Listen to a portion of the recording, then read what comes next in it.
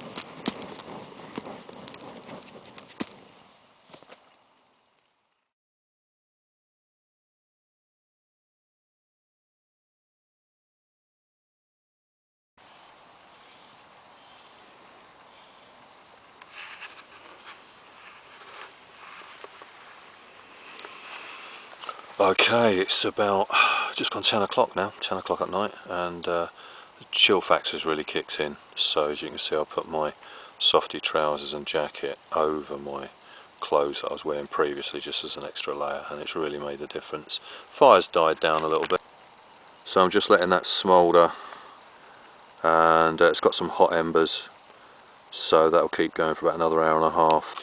It will enable me to put some more fuel on it once I've had something to eat.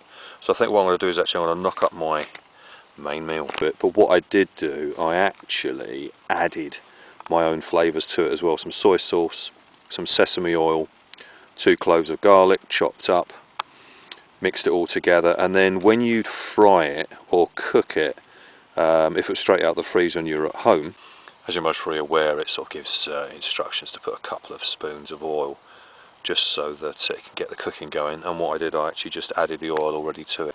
I'll be able to put it straight in the mess tin, start cooking it, because obviously the prawns are raw, as I said earlier, so I'm going to get this on the go. like I said, what I would have attempted to do if it was all pre-cooked, I'd have maybe boiled it up in some water to really heat it right the way through and eat it out the bag, rather than dirty the mess tin once you've actually heated up in boiling or simmering water. But these bags you can actually sort of put in boiling water, as long as you don't let the base of it touch the actual pan, and sort of keep moving it around, then it doesn't sort of fatigue the actual bag the food's in. But that being a proper vacuum seal storage bag that I got with the vacuum sealer that I've got, and I've been experimenting with a few of my own home cooked meals that are already cooked and just need heating up, but actually putting them in one of those bags and then put them in the flameless ration heater, which I'm going to do my British Army issue MRE chicken, sausage and beans tomorrow. But doing my own version of MREs and then using the flameless ration heater to heat it up. But I didn't want to chance it with that one because obviously, as I say, the prawns are raw. So let's cook these prawns in rice.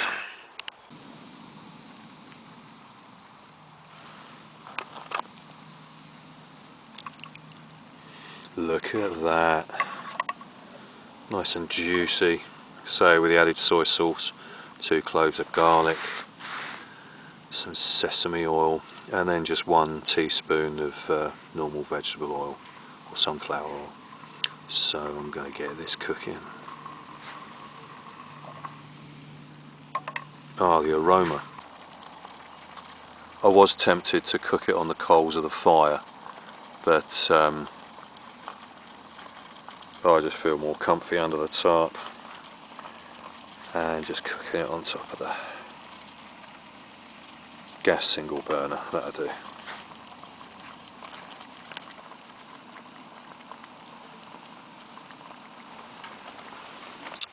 Okay, so it's all cooked. Actually, some of the veg was raw. I think it was the rice that was par cooked, but everything else was raw. So I've been cooking it now for about 10 minutes, and you can see, as we say in the yummy cooking trade, it's reduced. The juices have reduced, and it's got much more gravy-fied and much thicker. So I'm gonna chuck that down my throat. I cannot wait. Yummy. Oh yeah. Food porn.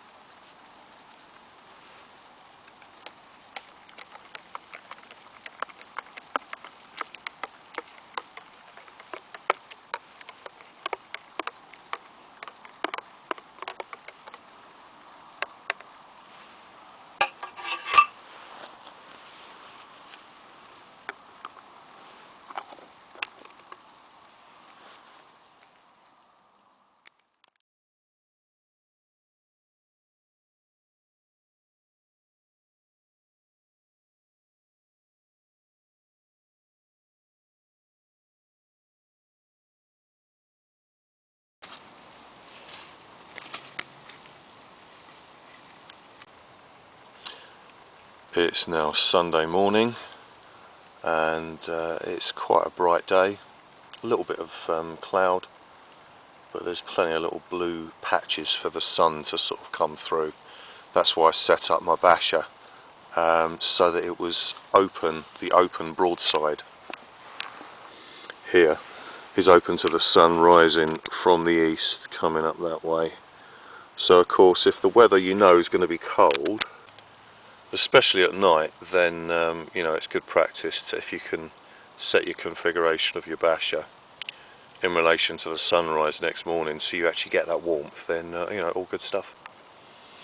After I settled last night and eventually settled to go to sleep, I did notice here a few times a little bit of pattern of rain. There was obviously a lot of leaves that are still being shed off the tree branches. As you can see, the silhouettes of them on the other side of the top of the fly roof part of the tarp. But there was just little really intermittent drizzly showers. Must have been about 3 or 4 times, but nothing of any real heavy downpour, so that was okay. So if there had been any heavy downpour of rain, the reason why I here it's sort of like a 90-degree angle, and I'll show you later on the actual whole configuration, but this line goes down at an angle, so I've lowered that corner, so that end is what's called a fly wedge part to this configuration. So of course, if there was any heavy downpour, the rain would literally just fall down to that corner. Whereas if I'd had the broadside open edge horizontal, it might have pulled in the middle just up there, and I could have got some sagging in the centre of the tarp. So by lowering that corner, it just made it more weatherproof and less chance of getting pooling of water on the top. As you can see, I eventually got in the old, my old faithful sleeping system, my softy trousers and jacket, and then unzipping the length of the 2-season Tropical Army sleeping bag, but just leaving the end zipped up. If you've not seen it before, especially if you're new to the channel, I haven't spec'd it for a while, but I just like that to be a hood over the boots, and it can actually open either side, as you can see. Plus as well, it enables Safari Dog to be comfy underneath. You alright, Kosh? Anyway, I'll let her go back, she can relax. So it's easy for her to get in and out as well. Plus as well, if I need to get up for any reason quickly, all I've got to do is just open it and place it back. So, all good stuff. Right, so I'm going to get some breakfast and a brew on the go, and then I'll show you around the config of Mabasha and the whys and wherefores to how and why I did it.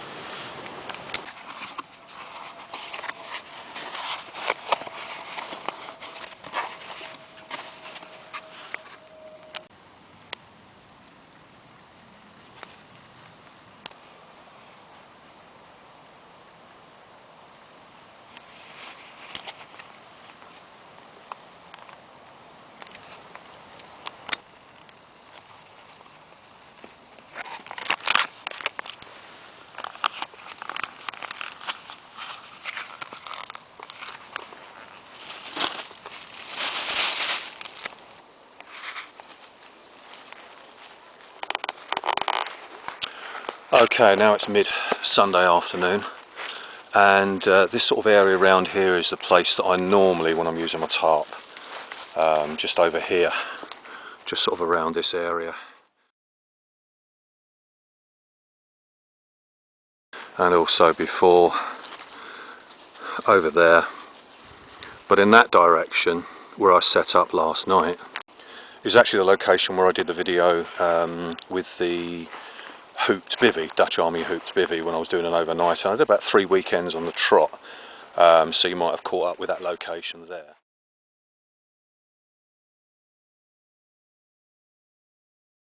But anyway, I'll just talk about just quickly about my utility belt. So you've most probably seen it before, but all I've been carrying this weekend is me pouch for my camera, one of Sandy's very first prototype jacklaw knives. So I thought I'd be a little bit tactile and traditional this weekend, so I brought that with me. Sandy sent me that just before he hit the big time making his jacklaw knives. I think mine's number 34, number 34, the prototype. Then on the other side I've got my Monarch torch. This was given to me by Roach. Brilliant torch, I'll take it with me everywhere. Flash your eyes. That'll close your iris. But that's absolutely fantastic. One of the best torches, 2 batteries, easy, power unit, simple, in a little pouch. So those 3 items have actually been on my person this weekend. That's all I've needed because I've not been actually moving around. But point being, the objective of this weekend wasn't actually to go sort of perfect stealth, although I've used the camo netting just to sort of break the outline, although I don't really like horizontal lines, which is the shape of the basher, which I'll show you in a moment. But as you can see around here, there's quite a few horizontal lines. Again, I've sort of mentioned this before. So, you know, if you're at a distance, the paths are way over there. There's another path way over there, so I'm sort of in the middle. And with all the dips and slightly higher ground, unless you're sort of, I don't know, 50 to 100 metres from me, you're not really going to see me, and that's only if you're looking for me. But I'll take you over to the basher now and explain the configuration of what I did and why I did.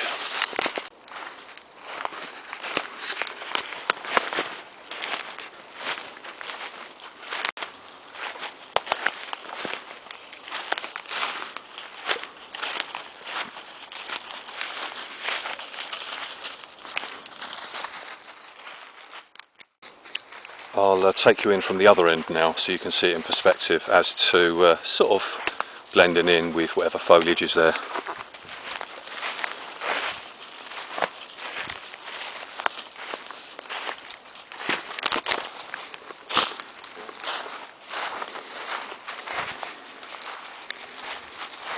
You're right, doggy.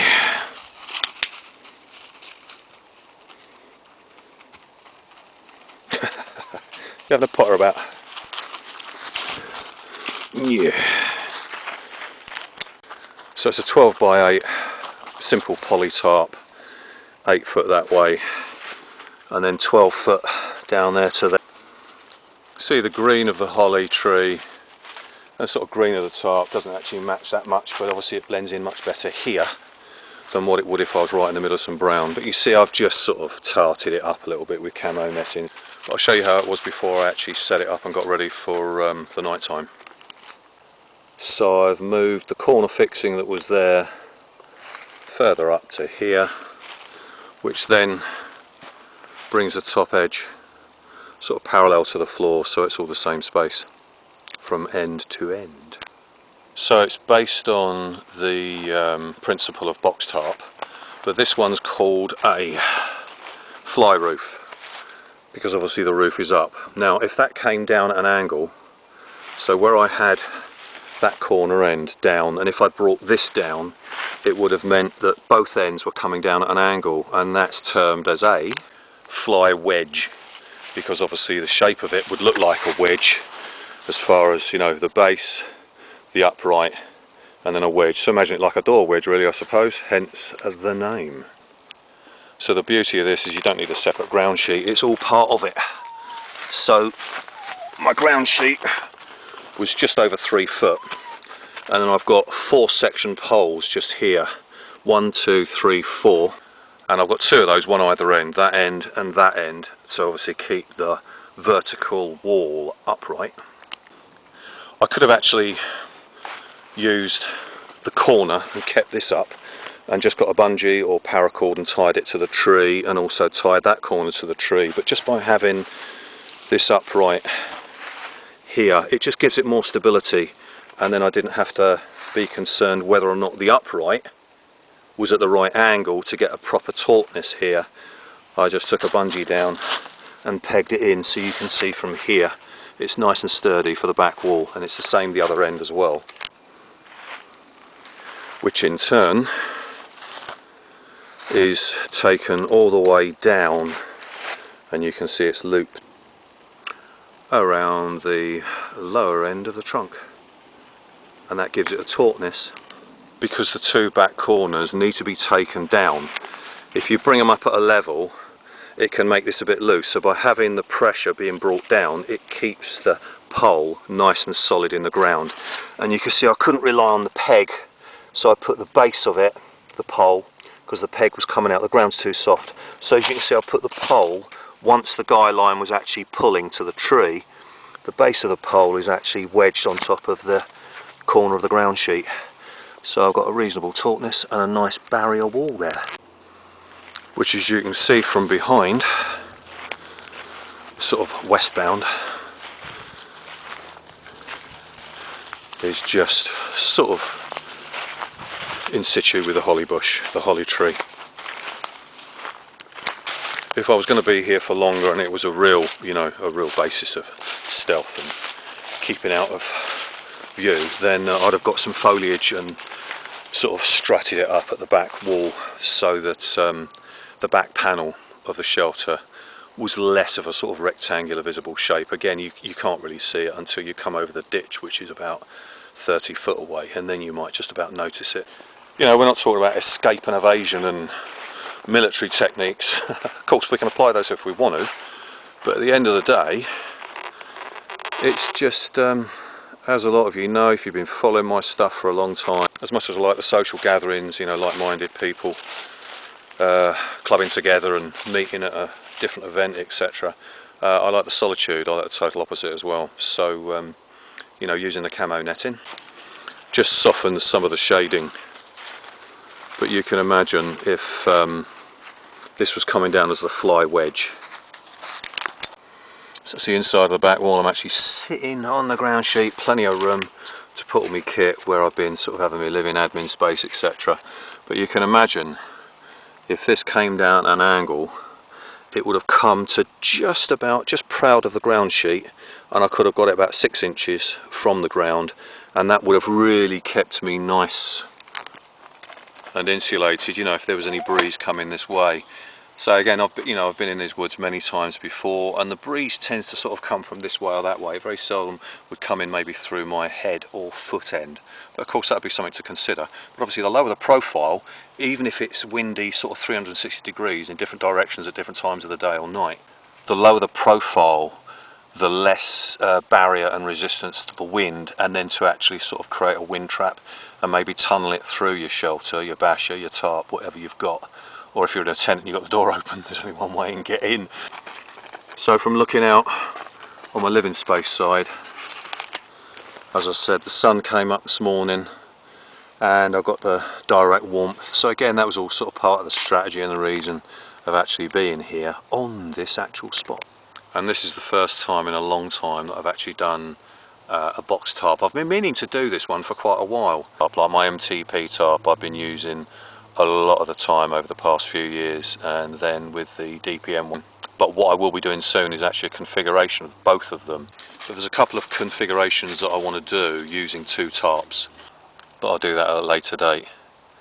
But yeah, it served its purpose.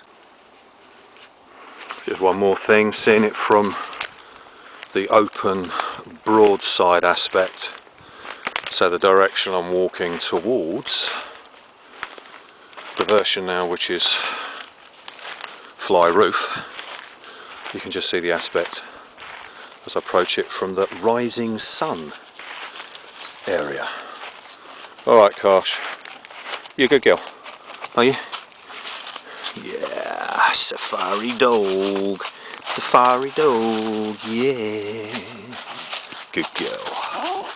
And one final thing, so I could get the right fixing for the top of the sectional pole on each broadside back wall corner. You can see I've used clip-ons, so you can adjust that. So if I wanted to make this shorter by taking one of these sections out, I could undo this clip-on and take it down lower. So these are adjustable as well, both ends. And you can see that I've lowered the external broadside corners to make it into a fly wedge. Okay, so I'm going to strike down camp now, get on the move before it's starting to get a bit dusky dark now. It's coming up to about 4 o'clock, so I know the terrain really well, but it's just be nice to walk out before it actually gets dark, just make it a little bit more convenient and easier and safer, because all this fallen leaves can cover up a few bits and pieces that I was tripping up on, sliding on bits of wet wood that you can't see because it's underneath the fallen leaves. So just for safety in that. This video, as usual, has got sort of included lots of, although I was only out for 24 hours, included lots of different sort of varieties of food. It can be different every time, you know. I've got a reputation for yumminess, doing lots of different types of food when I'm out and about. That's because since a kid I've always been interested in cooking and making food and all different sort of recipes and that. So just using your imagination, you know, if you're interested in cooking, but if you're not, then of course your ideas are going to be limited to just simple sort of, I don't know, as I say, noodles and an OXO cube. Obviously that, as a last resort or a quick bit of emergency food and an OXO cube, can be very morale boosting, and you need something hot and savoury. An OXO cube, a couple of them, with a dash of Worcester sauce or chilli sauce or something in a cup of boiled water. It'd still be a treat. But so I try to vary the different types of food that I have when I'm out, and then sort of share those ideas with you. Anyway, I'm going to strike camp now, as I say, so are you waiting, dog? Are you waiting, Karsh? Are you waiting to go? Yeah. Right, I'm going to strike down. Rucksack's packed away. Yeah, I know. You're saying I want to go back to my normal bed now. Thanks very much. I don't mind this safari stuff, but I do like my cosy dog bed, thank you. Yeah. Okay, it's coming up to 5 o'clock, starting to get dusky dark now. Not quite set in, but LNT, leave no trace, fire pit cleared, brush, leaves all scrubbed over. That's where the basher was. Kit bag all ready to go, stick on my back. So I'm going to load up and make my way out. I hope you got some ideas from this 24 hours out in the woodland video. The basher configuration, you know, the tarp setup, a bit of imagination and creativity with your trail food. So as always, thanks for watching. Really appreciate your interest. Be safe out there. Catch you in another video soon. Cheers.